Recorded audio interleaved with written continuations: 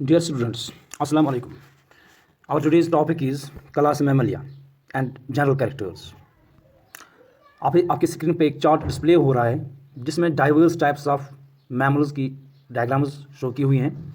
इसमें आप देखिए कि डाइवर्सिटी कितनी है क्लास मैमल्स में. You can see here rat, smallest mammal, or bat and elephant, or the whale, the largest mammal or animal of the world. So we see that in class Mammalia there are diverse types of animals, and these diverse type of animals share some common characteristic features which we call as the general characters of class Mammalia. We'll start like this. Firstly they are all vertebrates. They are all vertebrates का मतलब हो गया सब में vertebral column है. All the mammals are vertebrates with epidermal hair and mammary glands. इनमें epidermal hair होते हैं जो जनरल कैरेक्टर है इनमें, एंड मेमोरी ग्लैंड जो स्पेसिफिक कैरेक्टर है. मेमोरी ग्लैंड होता है जो किसी और क्लास या किसी और जगह हम नहीं देखते. They are amniotic and hollow homeothermic. ये पहले हम होम्योथर्मिक के बारे में जानने की कोशिश करें. They are homeothermic. What does this mean they are homeothermic? इसका मतलब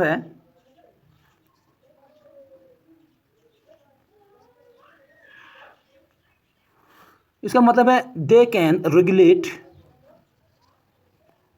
देयर बॉडी टेम्परेचर. चाहे एनवायरनमेंट में सर्दी हो, टेम्परेचर कम हो या टेम्परेचर ज़्यादा हो, उनकी बॉडी का जो टेम्परेचर है वो कांस्टेंट रहता है. जैसे हम में है 37 डिग्री सेंटीग्रेड, ये कांस्टेंट रहता है हमें. चाहे विंटर हो, समर हो, ऑटम हो, स्प्रिंग हो, बारिश हो, गर्मी हो, किसी भी तरह का एनवायरनमेंट हो, हम अपनी बॉडी का टेम्परेचर जो है वो हम कांस्टेंट रख पाते हैं. So this term is known as homeothermic. एक जैसा temperature, homeo means same, therm means temperature. एक जैसा टेम्परेचर रहता है, कांस्टेंट टेम्परेचर रहता है, whatever the external conditions are environmental will be. Next term जो मैंने आपके साथ अभी शेयर की, that was they are also amniotic. Amniotic की क्या मीनिंग है, अब हम इसको आपके साथ यहाँ पर शेयर करने वाले हैं कि जो एमनियोटिक है इसका क्या मतलब है. They are amniotic. तो बेटा ये है, आप ये डायग्राम देख लीजिए. जब फीमेल जो मैमल्स होते हैं इनके फीमेल्स के इनमें फ्यूटस होता है, फीमेल्स में फ्यूटस होता है इनकी बॉडी में. तो इस फ्यूटस इसको कहते हैं. तो अगर हम देखेंगे ये जो बॉडी है इसको, ये जो फ्यूटस है इसको ये कवरिंग है, ये ऑरेंज कलर की कवरिंग जो मैं अब ग्रीन कर रहा हूँ, green. This is known as amnion. AMNION. और ये जो कैविटी है this is known as amniotic cavity. ये जो एमनियन के अंदर और फीटस के दरमियान अब जो कैविटी बनती है this is known as amniotic cavity. और ये एमनियोटिक कैविटी जो है ये फिल होती है एक फ्लूइड से जिसको हम कहते हैं एमनियोटिक फ्लूइड. और इस एमनियोटिक फ्लूइड का क्या काम होता है? इसका काम होता है प्रोटेक्शन. इस एमनियोटिक फ्लूइड जो है इसका क्या काम है? Protection. It protects the foetus. किससे? शॉक्स. आप देखो अगर ये फीमेल के यूटेरस में फ्यूटस होता है, तो अगर इस फीमेल को कभी शॉक लगता है, एक्सटर्नल प्रेशर आता है, कभी टच गिर जाती है, कभी बैंड हो जाती है काम करने के लिए, झुकती है, तो इसमें चांसेस डैमेज के ज़्यादा रहते हैं. लेकिन ये जो एमनियोटिक फ्लूइड है it acts like a cushion and gives protection to this foetus from external injuries and shocks. Also it serves like, यहाँ पर बेटा आप ये देख लें, amnion is a membrane that closely covers the embryo. Amnion जो है it's a membrane that closely covers the embryo when first formed. जब ये बनता है तो एक membrane है. फिर क्या होता है? It fills with the amniotic fluid which causes the amnion to expand. फिर ये amnion expand होता है और amniotic sac बन जाता है. और इस amniotic sac में ही amniotic fluid जमा होता है which serves to provide a protective environment to the developing embryo or fetus. Repeat कर रहा हूँ, amnion जो होता है, ये जो fetus है, fetus के बाहर एक कवरिंग होती है और ये कवरिंग जो है ये सिवल होती है, फिर एमनियोटिक सैक बनाता है. इस एमनियोटिक सैक के अंदर एमनियोटिक फ्लूइड होता है जो फ्यूटस या एम्ब्रियो को प्रोटेक्शन देता है from external shocks. Okay, next अब हम जनरल कैरेक्टर्स के बारे में जानने की कोशिश करेंगे कि what are the general characteristic features of mammals. आप देख लीजिए हैबिटेट जो इनका है, हैबिटेट कहाँ रहते हैं, we see they are cosmopolitan. Meaning इसकी आपको पता है, cosmopolitan. That means they are distributed worldwide. That means they are distributed world wide and all habitats of अर्थ।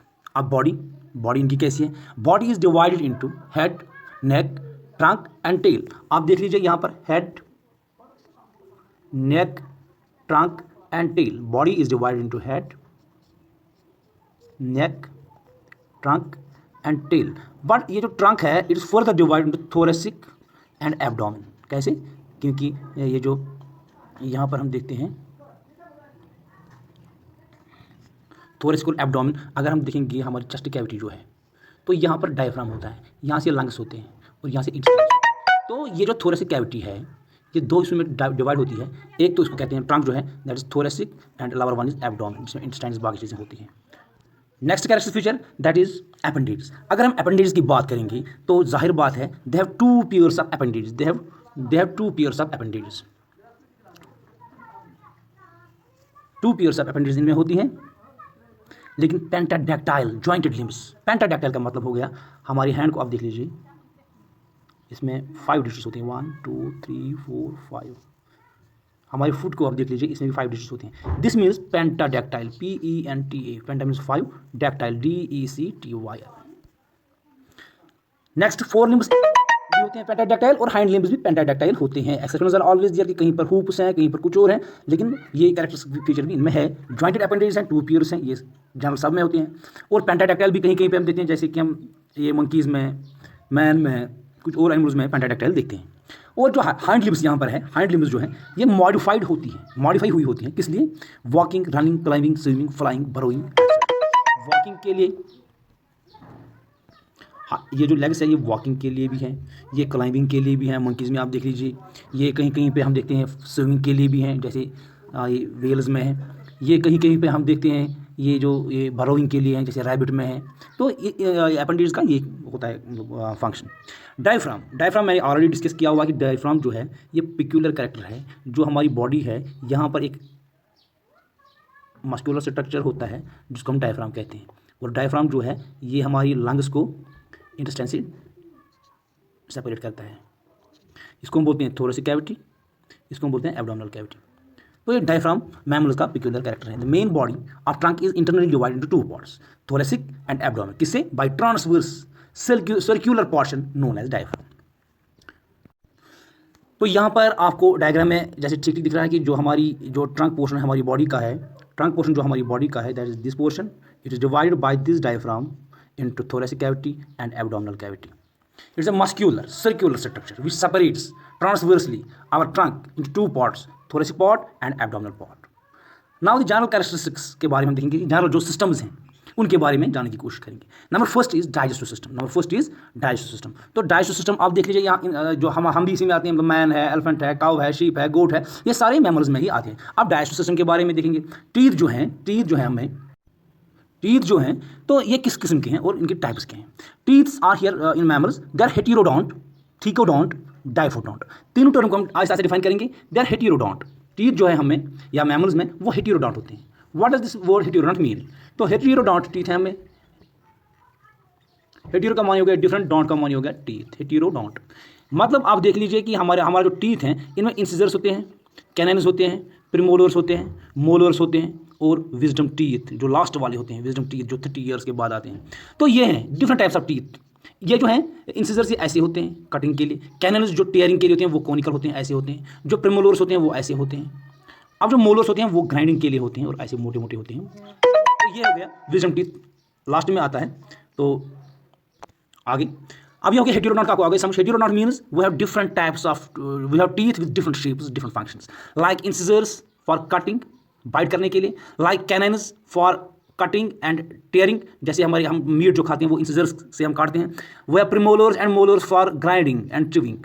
तो लास्ट वाला विजडम टीथ उनके फंक्शन तो कम होती है क्योंकि वो लास्ट में होते हैं, वहाँ कुछ फूड जाता ही नहीं है या कम जाता है। तो ये डिफरेंट टाइप्स ऑफ टीथ की वजह से हम कहते हैं कि we are heterodont, mammals are heterodont. Number next is thecodont. Thecodont आप ये देख लीजिए, यहाँ पर डायग्राम में आप देख लीजिए कि थिकोडोंट का सिस्टम है। ये वाला जो है ये थिकोडोंट है। क्यों थिकोडोंट है?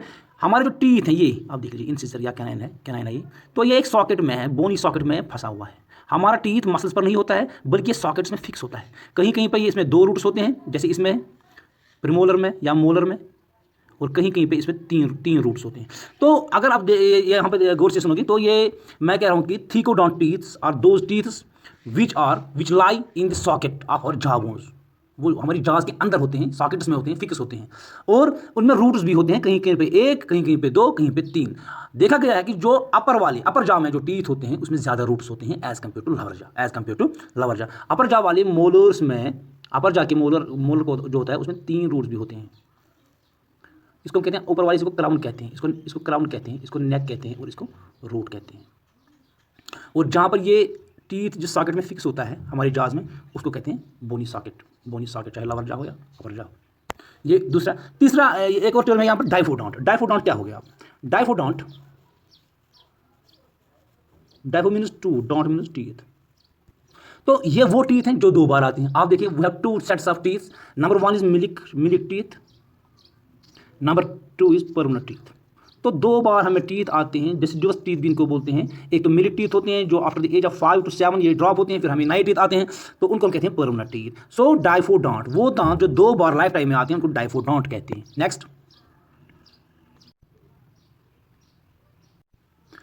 नेक्स्ट अब है respiratory system. Respiratory system of mammals, respiratory system of in mammals. तो रेस्पिरेशन जो हमें ईजी है, ये लंग से होती है। तो जहाँ पर लंग से रेस्पिरेशन होती है उसको हम कहते हैं पल्मोनरी रेस्पिरेशन होती है। We have 2 lungs, lung lobes, left lung and right lung. जो लेफ्ट लंग है उसमें एक नॉच होता है जहाँ पर हार्ट होता है, that is known as cardiac notch, और राइट लंग बड़ा होता है as compare to left lung. तो रेस्पिरेशन जो है दैट इज पल्मोनरी रेस्पिरेशन। और जो हमारे लंग्स हैं ये इलास्टिक लंग्स हैं। जो आपने बर्ड्स में देखिए वहाँ पर इन इलास्टिक थे, क्योंकि हमारे लंग्स एक्सपैंड होते हैं फिर अपनी जगह पर वापस आते हैं। एक्सपैंड होते हैं when we breathe in air, फिर अपनी जब हम एक्सहेल करते हैं कार्बन डाइऑक्साइड को वापस अपनी जगह पर वापस अपनी पोजीशन लेते हैं। दो lungs are known as elastic, this is elasticity, that means we have elastic lungs. एक और चीज़ यहाँ पर लैरिंक्स विद वोकल कॉर्ड्स जो हम में है, that is we have larynx with vocal cords. यहाँ पर आप देख लीजिए बेटा, ये जो डायग्राम है यहाँ पर क्लियरली ये है कि जो हमें लैरिंक्स है या वॉइस बॉक्स इसको कहते हैं, एडम्स एप्पल कहते हैं, और मेल्स में ये प्रोमिनेंट होता है एज कम्पेयर टू फीमेल्स, क्योंकि फीमेल्स का पिच लो इसीलिए होता है, मेल्स की वॉइस इसलिए थोड़ी मोटी होती है, भारी होती है, because they have larger larynx as compare to females. Larynx में एक और चीज़ है that is known as vocal cords, and vocal cords help us to produce voice, produce sound. When we breathe out air, the vocal cords they vibrate to produce sound or voice. This is a respiratory system. That means we have lungs to respire. This is known as pulmonary respiration. Epiglottis present होता है हमें. Larynx with vocal cords present हैं. Next point is excretory system. Excretory system में अगर आप देखोगे बेटा, तो excretory system में हम ये कहेंगे कि किडनीज हैं. Excretory system जो है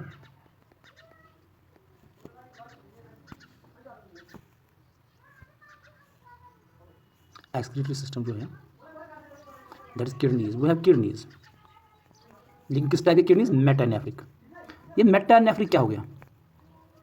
ये है एवोल्यूशन ऑफ किडनीज। जब लोअर लेवल ऑफ ऑर्गेनिज्म थे उनमें हमने देखी है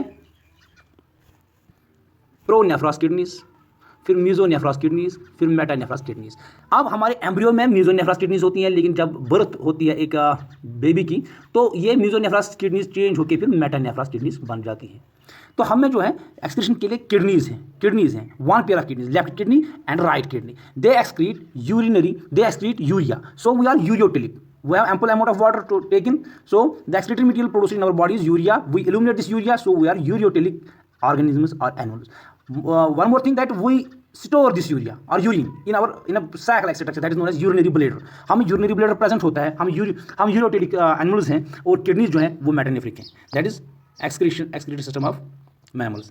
Next point is circulatory system. Circulatory system में हम यहाँ देखेंगे, circulatory system में हार्ट को हम थोड़ा यहाँ आपको साथ शेयर करेंगे, ह्यूमन हार्ट को।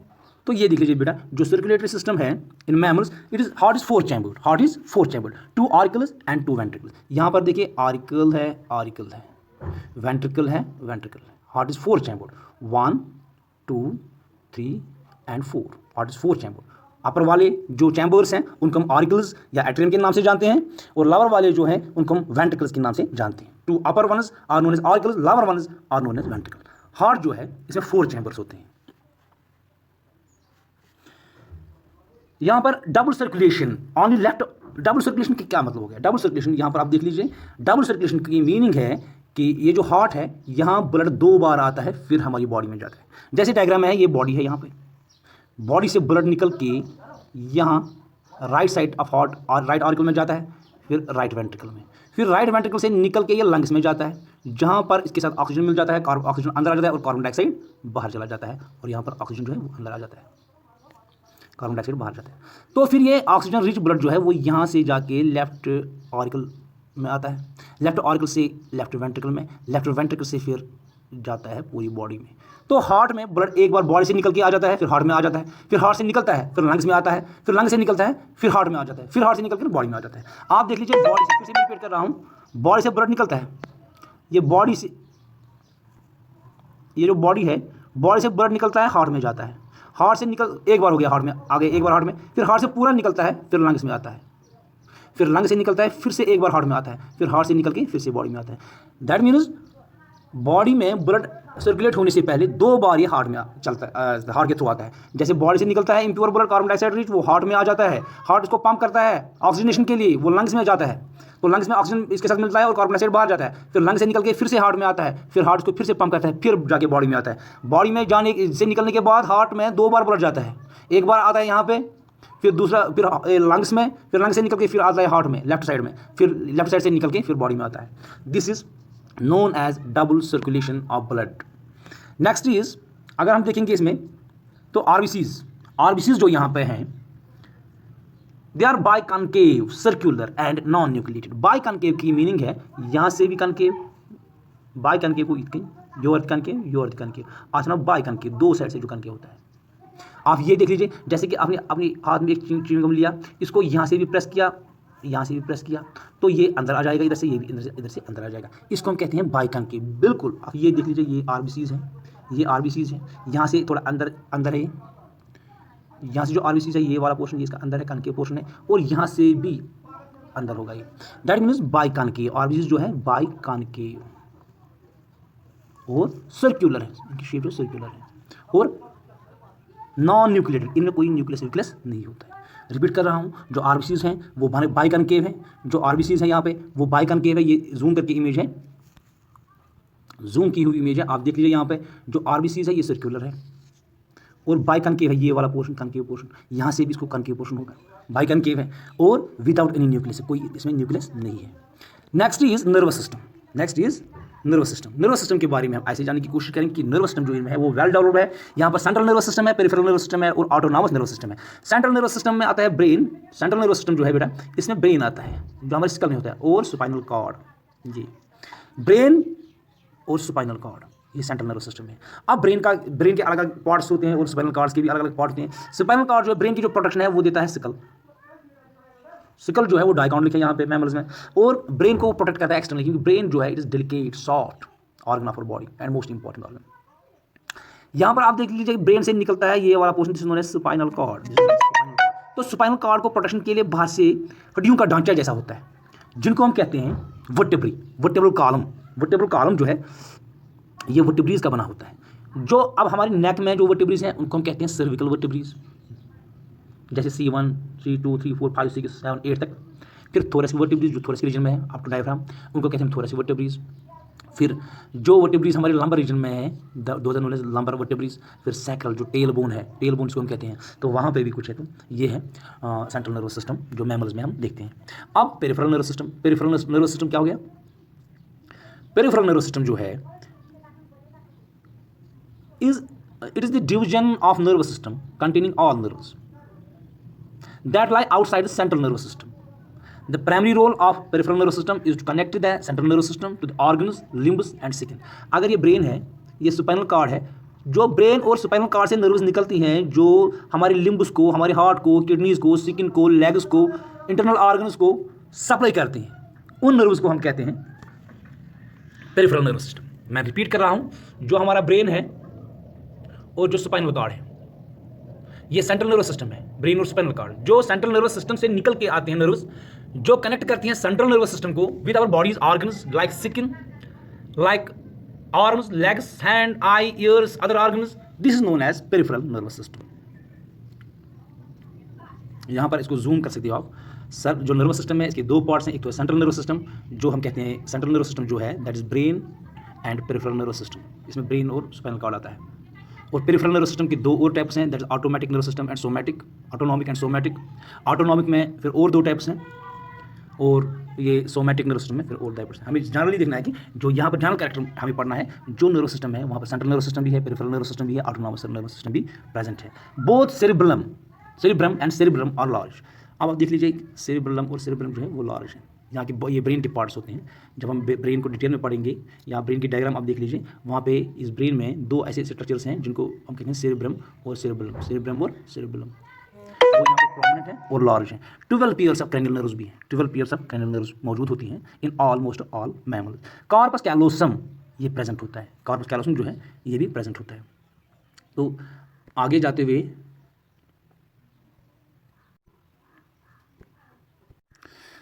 Next characteristic feature is endocrine system. ये वेल डेवलप्ड होता है, जो ग्लैंड्स होते हैं हमें या किसी और मैमल में। सिकल सिस्टम जो है वो एक्सोस्केलेटन भी है, एंडोस्केलेटन भी है। जो एक्सोस्केलेटन है that consist of epidermal structures like hair, nails, scales, horns, claws, antlers, इनको सींग बोलते हैं, hoofs, etcetera.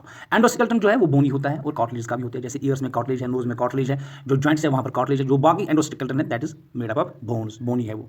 That means skeletal system is exo and endoskeleton. Here integumentary system जो है derivatives of this skin with stratified epithelium with dead keratinized outer cells, और सिवर glands यहाँ पर होते हैं, और कुछ ऑयल ग्लैंड्स, ये चीज़ें प्रेजेंट होती हैं। सिवर ग्लैंड्स और ऑयल ग्लैंड्स जो हैं ये प्रेजेंट होती हैं।